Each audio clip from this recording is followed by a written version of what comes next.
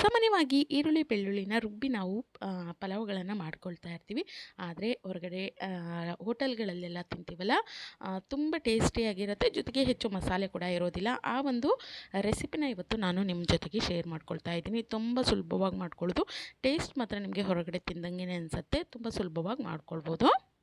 ಇನ್ನು ಈ ರೀತಿ ಪಲಾವನ್ನು ಮಾಡ್ಕೊಳ್ಳೋದಕ್ಕೆ ಮೊದಲು ನಾವು ಒಂದು ಮಸಾಲೆನ ರುಬ್ಕೊಳ್ಬೇಕು. ಅದಕ್ಕಾಗಿ ನಾನು ಒಂದು 1/4 ಕಪ್ ಆಗುವಷ್ಟು ಹಸಿ ತೆಂಗಿನಕಾಯಿ, ಇನ್ನು ಖಾರಕ್ಕೆ ತಕ್ಕಷ್ಟು ಹಸಿಮೆಣಸು, ಶುಂಠಿ, ಬೆಳ್ಳುಳ್ಳಿ, ಜೊತೆಗೆ ಸ್ವಲ್ಪ ಪುದೀನ ಹಾಕ್ಕೊಳ್ಬೇಕು. ಆನಂತರ 1 ಹಿಡಿ ಆಗುವಷ್ಟು ಕೊತ್ತಂಬರಿ ಸೊಪ್ಪನ್ನು ನಾನಿಲ್ಲಿ ಹಾಕ್ಕೊಳ್ತಾ ಇದ್ದೀನಿ.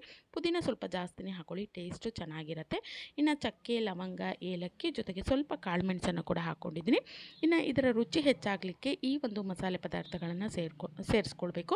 ಅರ್ಧ ಟೀ ಸ್ಪೂನ್ ಆಗುವಷ್ಟು ಜೀರಿಗೆ, ಅರ್ಧ ಟೀ ಸ್ಪೂನ್ ಆಗುವಷ್ಟು ಸೋಂಪು ಮತ್ತು ಧನಿಯಾ ಮೂರನ್ನು ಅರ್ಧ ಟೀ ಸ್ಪೂನಷ್ಟು ತೊಗೊಂಡು ಇದನ್ನು ಸ್ವಲ್ಪ ನೀರು ಹಾಕಿಬಿಟ್ಟು ಈ ರೀತಿ ನುಣ್ಣಗೆ ಪೇಸ್ಟ್ ರೀತಿ ರುಬ್ಬಿಟ್ಕೊಳ್ಬೇಕು. ಮಸಾಲೆ ರೆಡಿ ಆಯಿತು. ಇನ್ನು ಈ ಒಂದು ಪಲಾವ್ ಮಾಡ್ಕೊಳ್ಳೋದಕ್ಕೆ ನಾನಿಲ್ಲಿ ತರಕಾರಿಗಳನ್ನು ಕಟ್ ಮಾಡಿ, ತೊಳೆದಿರೋಂತಹ ತರಕಾರಿಗಳನ್ನು ಕಟ್ ಮಾಡಿ ಇಟ್ಕೊಂಡಿದ್ದೀನಿ. ಕ್ಯಾರೆಟು, ಬೀನ್ಸು, ಹೂಕೋಸನ್ನು ಸ್ವಲ್ಪ ಉಪ್ಪು ಅರಿಶಿನ ಹಾಕಿ ಕುದಿಸಿಟ್ಕೊಂಡಿದ್ದೀನಿ. ಒಂದು ಆಲೂಗಡ್ಡೆ, ಒಂದು ಅರ್ಧದಷ್ಟು ನವಿಲುಕೋಸು, ಒಂದು 2 ಈರುಳ್ಳಿನ ಉದ್ದನಾಗಿಯೇ ಕಟ್ ಮಾಡಿ ಇಟ್ಕೊಂಡಿದ್ದೀನಿ. ಸ್ವಲ್ಪ ನಾನಿಲ್ಲಿ ಹಸಿ ಬಟಾಣಿ ಕೂಡ ಬಳಸ್ತಾ ಇದ್ದೀನಿ. ಇನ್ನು ಈ ಕಡೆ ನಾನು ಒಂದು ಬಾಣಲೆಯಲ್ಲಿ ಎಣ್ಣೆನ ಬಿಸಿ ಇಟ್ಕೊಂಡಿದ್ದೀನಿ. ನೀವು ಬೇಕಿತ್ತು ಅಂದರೆ ಪಾತ್ರೆನಲ್ಲಿ ಕೂಡ ಮಾಡ್ಕೊಳ್ಬೋದು. ಇನ್ನು ಎಣ್ಣೆ ಕಾಯ್ತಿದ್ದಂಗೆ ನಾನಿಲ್ಲಿ ಮಸಾಲೆ ಪದಾರ್ಥಗಳನ್ನು ತೊಗೊಂಡಿದ್ದೀನಿ. ಚಕ್ಕೆ, ಲವಂಗ, ಏಲಕ್ಕಿ, ಕಾಳುಮೆಣಸು, ಸ್ವಲ್ಪ ಸೋಂಪು ಕೂಡ ಹಾಕ್ಕೊಳ್ತಾ ಇದ್ದೀನಿ. ಆನಂತರ ಪಲಾವ್ ಎಲೆ ಹಾಕ್ಕೊಳ್ತಾ ಇದ್ದೀನಿ. ಇದು ಸ್ವಲ್ಪ ಚೆನ್ನಾಗಿ ಫ್ರೈ ಆಗಬೇಕು. ಫ್ರೈ ಆದಮೇಲೆ ನಾನಿಲ್ಲಿ ಕಟ್ ಮಾಡಿ ಇಟ್ಕೊಂಡಿರುವಂಥ ಈರುಳ್ಳಿನ ಹಾಕ್ಕೊಂಡು ಚೆನ್ನಾಗಿ ಬಾಡಿಸ್ಕೊಳ್ಬೇಕು. ಈರುಳ್ಳಿ ಹಸಿ ವಾಸನೆ ಎಲ್ಲ ಹೋಗಿ ಒಂದೊಳ್ಳೆ ಕಂದು ಬಣ್ಣಕ್ಕೆ ಬರುತ್ತೆ, ಅಲ್ಲಿವರೆಗೂ ಇದನ್ನು ಹುರ್ಕೊಳ್ಬೇಕು. ನೋಡಿ, ಹಸಿ ವಾಸನೆ ಎಲ್ಲ ಹೋಗಾದ್ಮೇಲೆ ಈ ರೀತಿ ಕಲರ್ ಚೇಂಜ್ ಆಗುತ್ತೆ. ಈ ಸಮಯದಲ್ಲಿ ನಾವು ತೊಗೊಂಡಿರುವಂಥ ತರಕಾರಿಗಳನ್ನು ಒಂದೊಂದೇ ಹಾಕ್ಕೊಳ್ಬೇಕು. ನೀವು ಎಷ್ಟು ತರಕಾರಿ ಸೇರಿಸ್ಕೊಳ್ತೀರೋ, ಅಂದರೆ ಹೆಚ್ಚು ತರಕಾರಿ ಸೇರಿಸ್ಕೊಳ್ತೀರೋ ಅಷ್ಟು ರುಚಿಯಾಗಿ ಬರುತ್ತೆ ಈ ಒಂದು ಪಲಾವು. ಎಲ್ಲ ತರಕಾರಿಗಳು ಮತ್ತು ಹಸಿ ಬಟಾಣಿ ಎಲ್ಲವನ್ನು ಹಾಕಿಬಿಟ್ಟು ಒಂದು 2 ನಿಮಿಷ ಇದನ್ನು ಎಣ್ಣೆನಲ್ಲೇ ಬಾಡಿಸ್ಕೊಳ್ಬೇಕು. ಎಣ್ಣೆಯಲ್ಲಿ ಬಾಡಿದ್ರೆ ತುಂಬ ಬೇಗ ಬೇಯುತ್ತೆ ಮತ್ತು ಸಾಫ್ಟ್ ಆಗಿರುತ್ತೆ. ಎಣ್ಣೆಯಲ್ಲಿ ಬಾಡಿದ್ರೆ ಟೇಸ್ಟ್ ಕೂಡ ತುಂಬ ಚೆನ್ನಾಗಿರುತ್ತೆ. ಹಾಗಾಗಿ ಒಂದು 2 ನಿಮಿಷ ಬಾಡಿಸ್ಕೊಂಡಾದಮೇಲೆ ನಾವು ಮೊದಲೇ ರುಬ್ಬಿಟ್ಕೊಂಡಿರುವಂಥ ಒಂದು ಮಸಾಲೆ ಏನಿತ್ತು, ಹಸಿ ತೆಂಗಿನಕಾಯಿ, ಬೆಳ್ಳುಳ್ಳಿ, ಶುಂಠಿ ಎಲ್ಲ, ಆ ಒಂದು ಮಸಾಲೆಯನ್ನು ಹಾಕ್ಕೊಂಡು ಇದನ್ನು ಕೂಡ ಎಣ್ಣೆಯಲ್ಲಿ ಚೆನ್ನಾಗಿ ಫ್ರೈ ಮಾಡ್ಕೊಳ್ಬೇಕು. ಇದೆಷ್ಟು ಎಣ್ಣೆಯಲ್ಲಿ ಫ್ರೈ ಆಗುತ್ತೋ ಆ ಒಂದು ಟೇಸ್ಟ್ ಅನ್ನುವಂಥದ್ದು ಚೆನ್ನಾಗಿರುತ್ತೆ, ರುಚಿ ಹೆಚ್ಚಾಗುತ್ತೆ.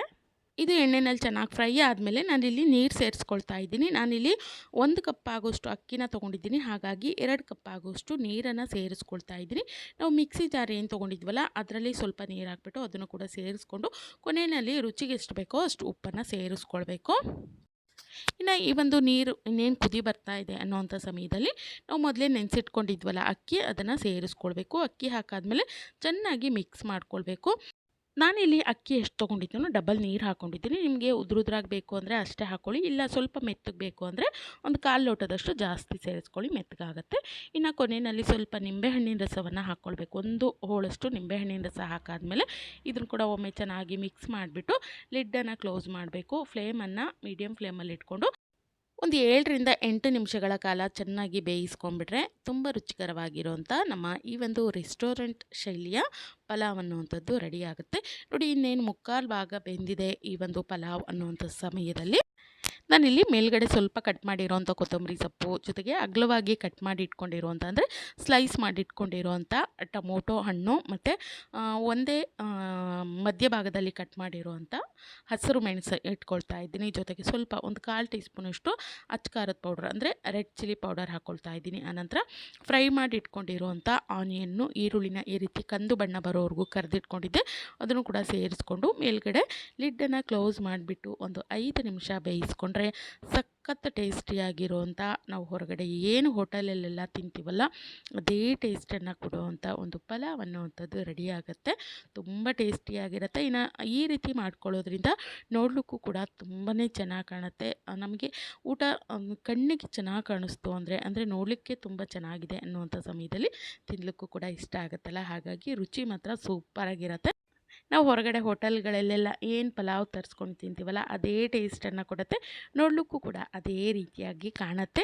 ಇನ್ನು ಮಾಮೂಲಿ ಒಂದೇ ರೀತಿಯಾಗಿರುವಂಥ ಪಲಾವನ್ನು ನಾವು ಒಂದೇ ಕುಕ್ಕರಲ್ಲಿ ಹಾಕಿ ಕೂಗಿಸಿ ಮಾಡಿಕೊಂಡು ತಿನ್ನೋದಕ್ಕಿಂತ ಅಂದರೆ ಟೇಸ್ಟು ಸ್ವಲ್ಪ ಚೇಂಜ್ ಆಗಿತ್ತು ಅಂದರೆ ಮಕ್ಳಿಗೂ ಇಷ್ಟ ಆಗುತ್ತೆ, ದೊಡ್ಡವ್ರಿಗೂ ಕೂಡ ಇಷ್ಟ ಆಗುತ್ತೆ. ಜೊತೆಗೆ ಆ ಒಂದು ರುಚಿ ಕೂಡ ಅದ್ಭುತವಾಗಿರುತ್ತೆ. ಮನೆಯಲ್ಲೇ ನಾವು ಹೊರಗಡೆ ಆ ರೀತಿಯ ಪಲಾವನ್ನು ಮಾಡಿಕೊಂಡು ಸವಿಬೋದು ಅಂತಲೇ ಹೇಳ್ತೀನಿ. ಇನ್ನು ನಾನಿಲ್ಲಿ ಟೊಮೊಟೊ, ಈರುಳ್ಳಿ ಮತ್ತು ಸೌತೆಕಾಯಿ ಹಾಕಿಬಿಟ್ಟು ಜೊತೆಗೆ ಸ್ವಲ್ಪ ರೆಡ್ ಚಿಲ್ಲಿ ಪೌಡರನ್ನು ಹಾಕ್ಕೊಂಡು ಮೊಸರು ಬಜ್ಜಿನ ಮಾಡಿದ್ದೀನಿ. ಇದಂತೂ ಒಂದು ಒಳ್ಳೆ ಕಾಂಬಿನೇಷನ್ ಅಂತಲೇ ಹೇಳ್ಬೋದು. ಸೂಪರಾಗಿತ್ತು ಟೇಸ್ಟ್ ಮಾತ್ರ. ಖಂಡಿತ ಈ ಒಂದು ವಿಧಾನದಲ್ಲಿ ನೀವು ಕೂಡ ಒಂದು ಪಲಾವನ್ನು ಮಾಡಿ ಯಾವ ರೀತಿ ಬಂತು ಅಂತೇಳಿ ಕಮೆಂಟ್ ಮಾಡಿ ತಿಳಿಸೋದನ್ನು ಮರಿಬೇಡಿ. ನೋಡಿ, ಇದನ್ನು ನೀವು ಲಂಚ್ ಬಾಕ್ಸಿಗಾದರೂ ಮಾಡ್ಬೋದು ಅಥವಾ ಬೆಳಗಿನ ತಿಂಡಿಗಾದರೂ ಮಾಡ್ಕೊಳ್ಬೋದು. ತುಂಬ ರುಚಿಯಾಗಿರುತ್ತೆ. ಖಂಡಿತ ಈ ಒಂದು ವಿಧಾನದಲ್ಲಿ ನೀವು ಕೂಡ ಟ್ರೈ ಮಾಡಿ ನೋಡಿ. ಪದೇ ಪದೇ ಒಂದೇ ರೀತಿ ಪಲಾವ್ ತಿಂದು ತಿಂದು ಬೇಜಾರಾಗಿದೆ ಅನ್ನುವಂಥ ಸಮಯದಲ್ಲಿ ಇದನ್ನು ನೀವು ಆರಾಮಾಗಿ ಟ್ರೈ ಮಾಡ್ಬೋದು. ಎಲ್ರಿಗೂ ಇಷ್ಟ ಆಗುತ್ತೆ. ಈ ಒಂದು ವಿಡಿಯೋ ಇಷ್ಟ ಆಗಿದೆ ಅನ್ಕೋತೀನಿ. ಇಷ್ಟ ಆಗಿತ್ತು ಅಂದರೆ ವಿಡಿಯೋಗೊಂದು ಲೈಕ್ ಮಾಡಿ, ಶೇರ್ ಮಾಡಿ, ಹಾಗೆ ತಪ್ಪದೇನೆ ಕಮೆಂಟ್ ಮಾಡೋದನ್ನು ಮರಿಬೇಡಿ. ನಾನು ಸಿಗ್ತೀನಿ ಮತ್ತೊಂದು ಹೊಸ ರೆಸಿಪಿಯೊಂದಿಗೆ. Thank you.